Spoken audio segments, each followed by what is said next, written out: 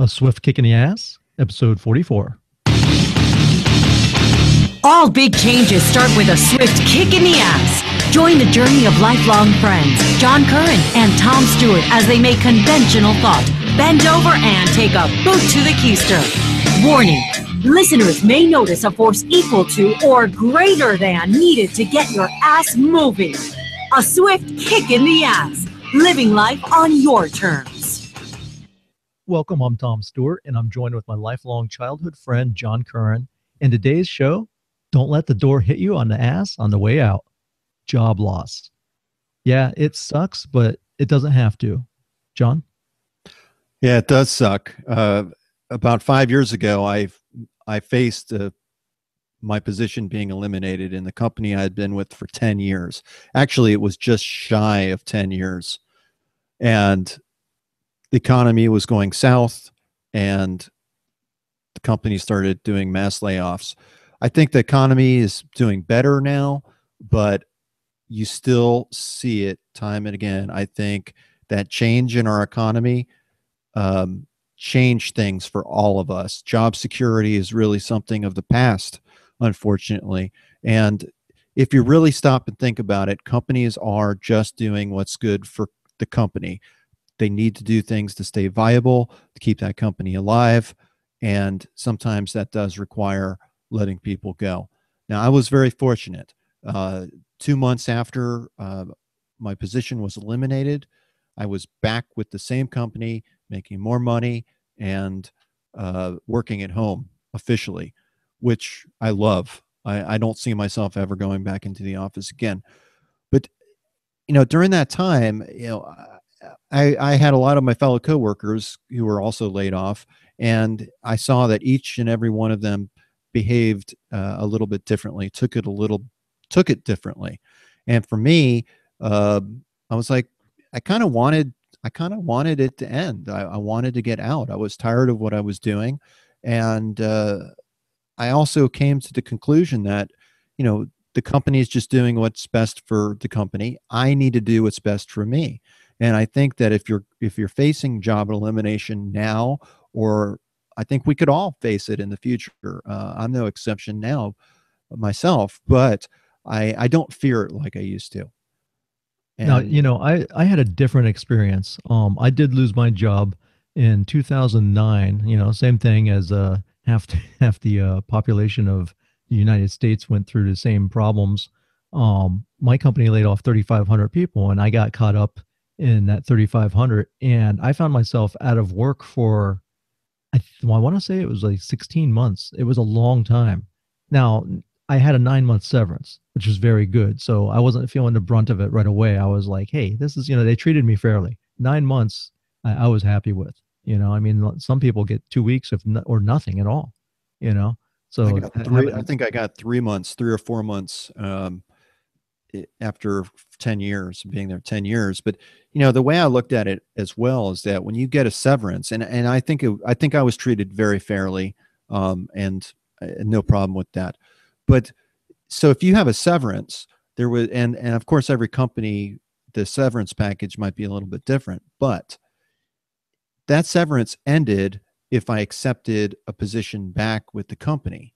It did not end if I got another job elsewhere. So the way I was looking at it, and the silver lining that I was thinking of, is that, hey, you know what?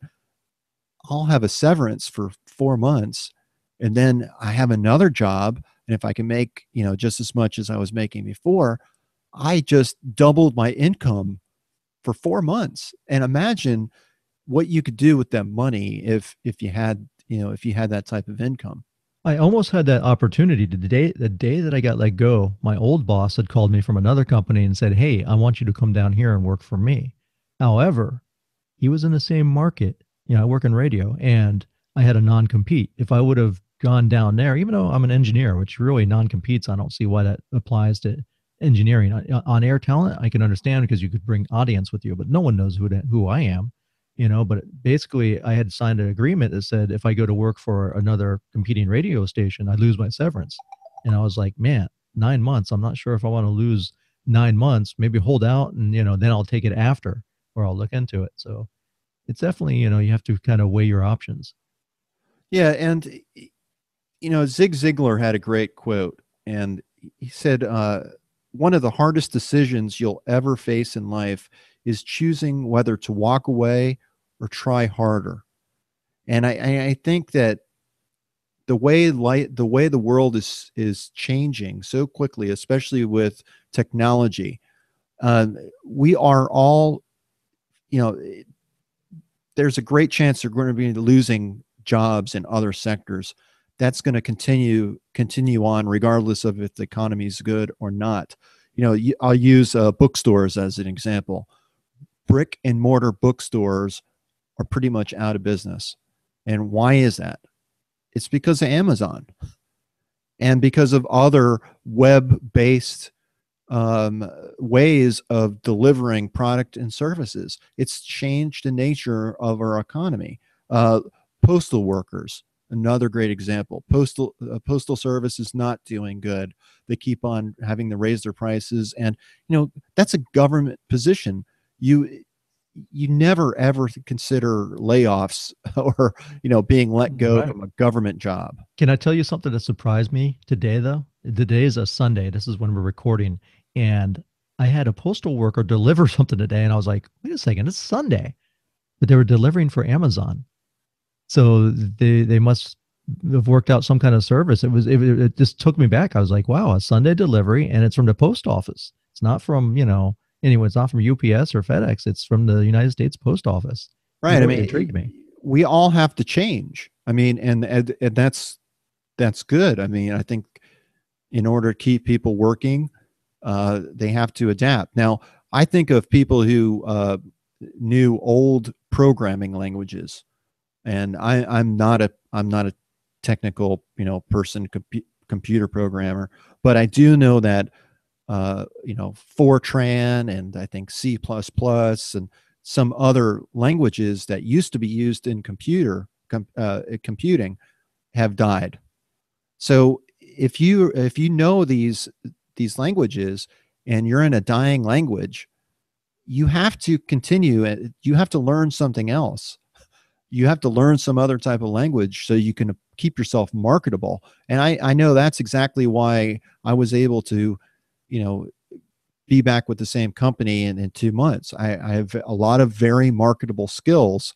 And I think that's because when I first started working in healthcare, my first manager told me, she said, don't stay in any one position more than 2 to 3 years. Jump around and do different things within the company and become a jack of all trades. And therefore, you'll know so much about the company that you'll make yourself very valuable.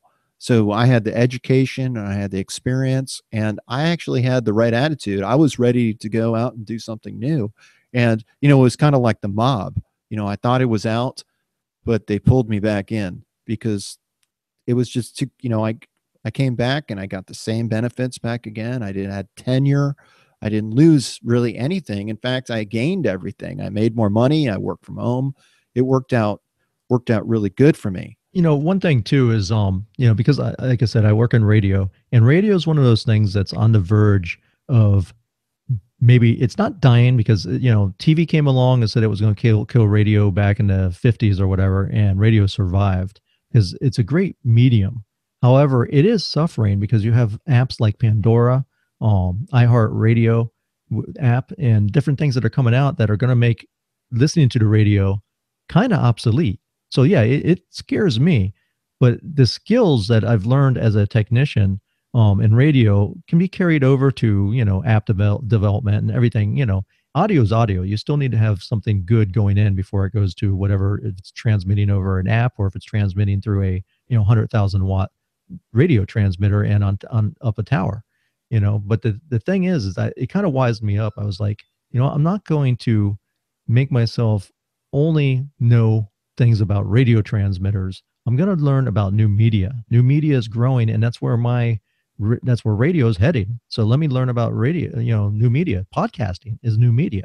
So I tried to step up my game and try to be ahead of the technology. So if a change comes, because I'm moving right now, we're co-locating with our TV stations, and we're going down from I think 16 studios to about 8. So we're cutting, things down. You kind of wonder, well, if we have less studios to serve, are they going to cut staff? Who knows? Maybe they're not, but you have to be prepared. And I think that developing skills on the side, not just coming home and watching TV and kicking back, but researching something that you're interested or something that you think can make you valuable. Learn a new skill so that you become resourceful. If you get let go, at least you hit the ground running. There's a large group of people out there these days that believe in survivalism, and they believe that the whole world is going to crap and that the poop is going to hit the fan. And you always see, but you read about it more and more in the newspaper and on TV, in the news. And they, I don't think that's necessarily going to happen, but I do believe what they are say when they say that, what, material possessions, they're just material possessions. They can be taken away from you, just like your lunch money in middle school. The bully can come and take your lunch money away, or your lunch. You don't eat lunch. Your car can be taken away. Your property can be taken away. Any material possession can be taken away, but your knowledge and your skills will never, ever be taken away. And like Tom said, it's good to invest in yourself and invest in teaching yourself new skills and ways to apply knowledge, which, ways to gain wisdom. Wisdom is just applied knowledge. So become wiser and better. And that can never, ever be taken away from you. It's funny you mentioned that, because that was one of the very main things that my dad instilled in me. He was, I think it was a quote by Benjamin Franklin that speaks about never being able to take away your knowledge. And it's true. I mean, no matter, when I went to, when I was in the Air Force and we went through survival school, they take everything away from you. They take your food, they take your clothes, they take your dignity, everything. But if you have your knowledge how to survive, and get through it, then you'll make it through the next day, and not break down mentally. It's funny. My dad was telling me about the same thing. He was in the Air Force, and I mean, my dad, he taught us a lot of the same things. But he said that boot camp was designed to do one thing: to break you down and to build you back up in a way that benefits, that armed service. You're right. It takes away your personality. It breaks you down. It just breaks you down so far that you become almost a new person in some ways, or you can be. It's almost like brainwashing in a I'm way. still a little bitter. I was in the Air Force, and when I went through basic training, I was very good in keeping my locker perfect. Everything was good. So I figured, hey, let me help out some of the other guys. And so I kind of had my system down where there were certain clothes I wouldn't take, because they check like if your clothes are folded, if your underwear is in this perfect square, and so I just used certain ones and washed certain clothes and kept other ones, perfectly hooked up in my locker. I kind of had like a little scam going on. Well, scams catch up with you. And what I didn't know is that they came in and sabotaged my clothes and put like all these tags and stuff inside my clothing, which would get you demerits. And when they came in and did an inspection, the drill instructor, they brought in the high ranking drill instructor. He came in and he goes, let me see, who is my superhero on this side of the flight, right? He comes over and he goes, Mr. Stewart, do you like games, Mr. Stewart? And I was like, no, sir. And he goes, well, I like games, and he goes, heads or tails? And I said, tails. And it landed on heads. And he goes, pack your bags. And they sent me back 3 weeks to, your basic training at that time was 6 weeks. So basically I would have to do 3 more weeks. And what it was, they sabotaged my locker. He didn't even inspect it. He knew that he had sabotaged it and that I didn't check. And so they sent me back for about a day. And I'm like, man, this sucks. I hate the Air Force, man. It actually bites because, I had paid for my wife to come up to visit me and go to, visit me on graduation day and so forth. And I was really bummed. So after the end of the day, they brought me and it was 2 other guys, and they brought us back to the 6-week flight. But then he goes, well, we're letting you back, but we're taking away your town pass. And so it ended up where I had to cancel my wife's flights, to come see me, because it didn't make sense. She come see me on the base. I couldn't leave base. So she'd come see me graduate, and that would be it. And it would be like, a peck on the cheek and bye. I'll see you another 6 months. So I said, don't waste your money. Don't come. And we didn't see each other until we actually on our wedding. Right shortly before our wedding, we were boyfriend and girlfriend back then.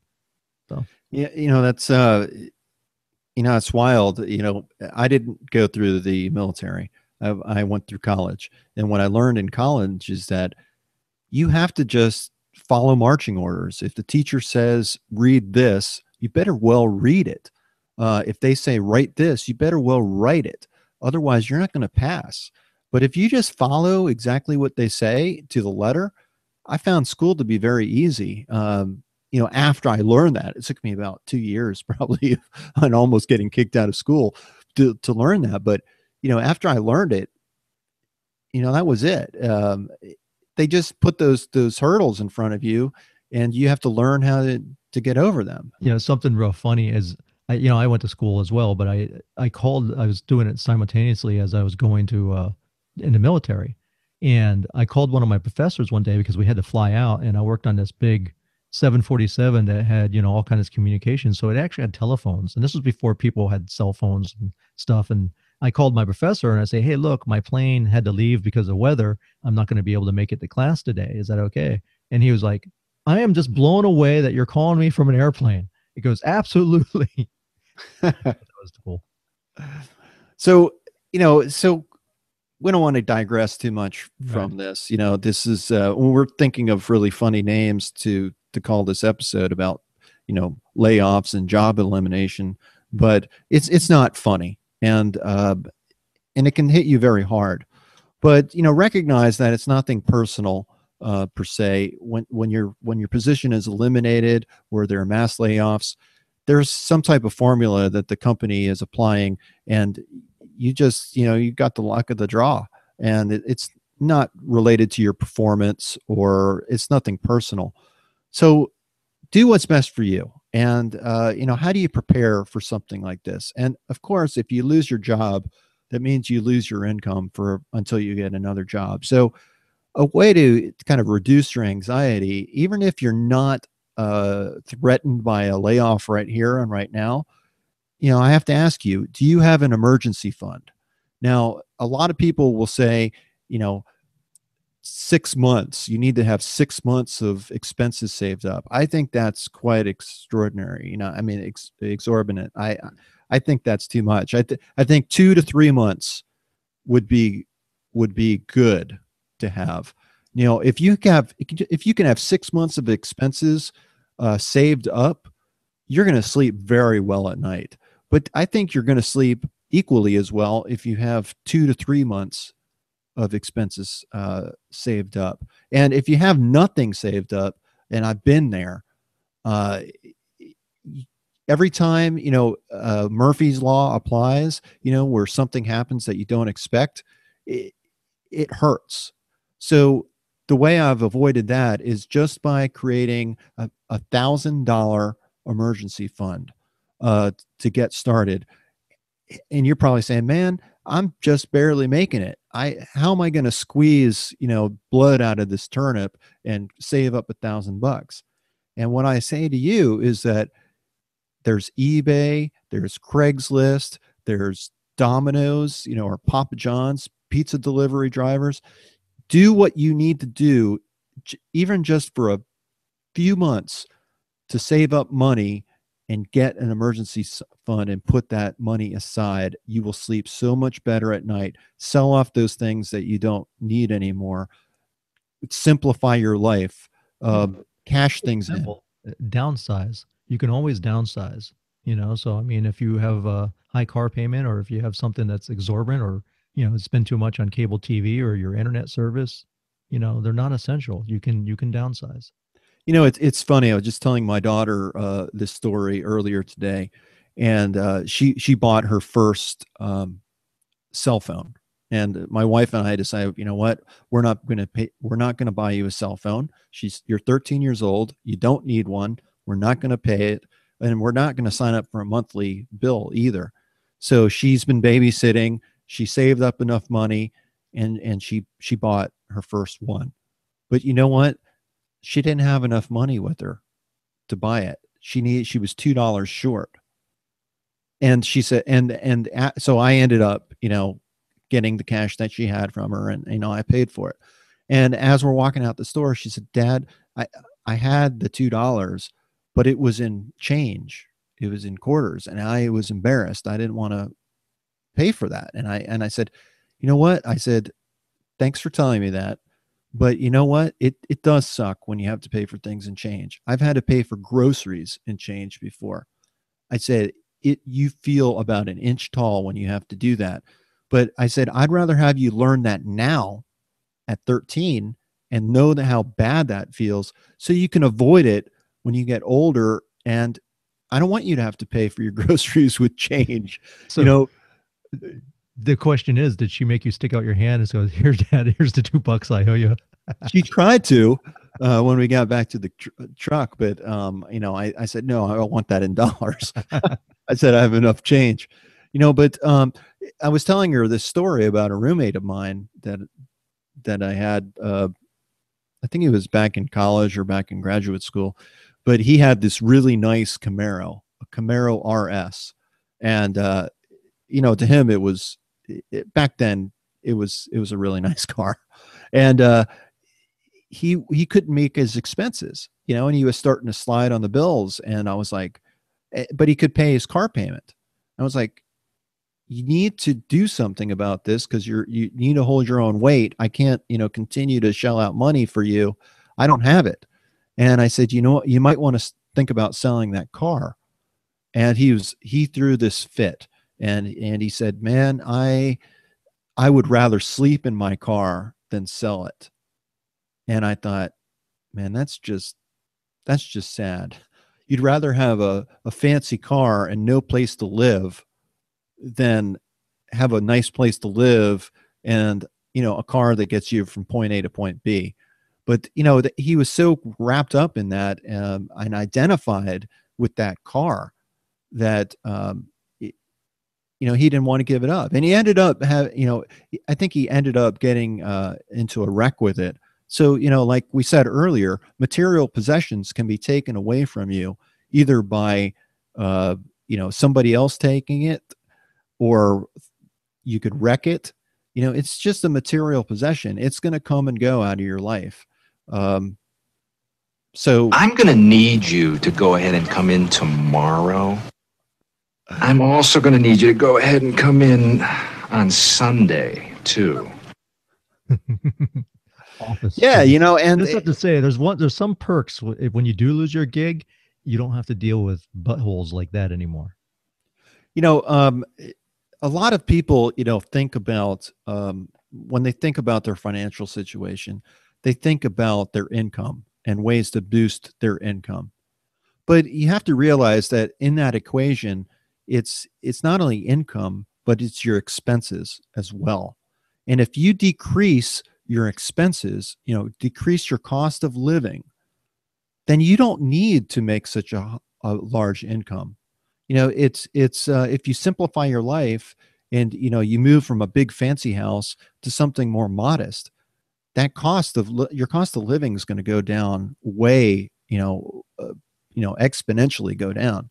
And you won't feel so pressured to work as hard. You won't need a high salary job to support that lifestyle.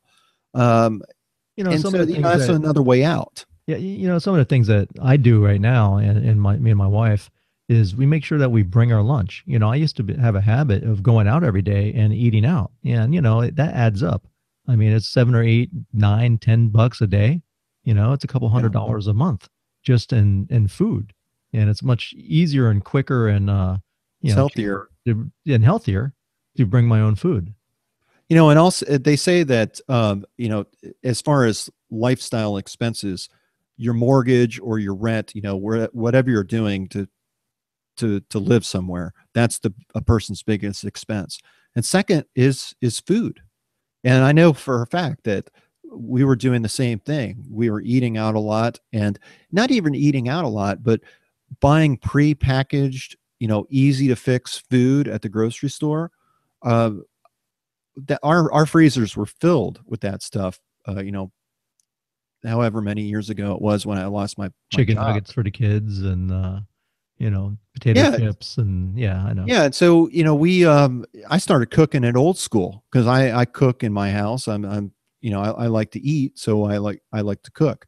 And, I started cook, using the Betty Crocker, recipe book. And I started making things myself. And even though I can afford to eat, you know, to eat prepackaged meals, I choose not to because I just the way I cook and the way I eat, it changed back then, and I don't want to ever go back. Groceries are a big expense when you have three kids and a wife, and you have cats and dogs.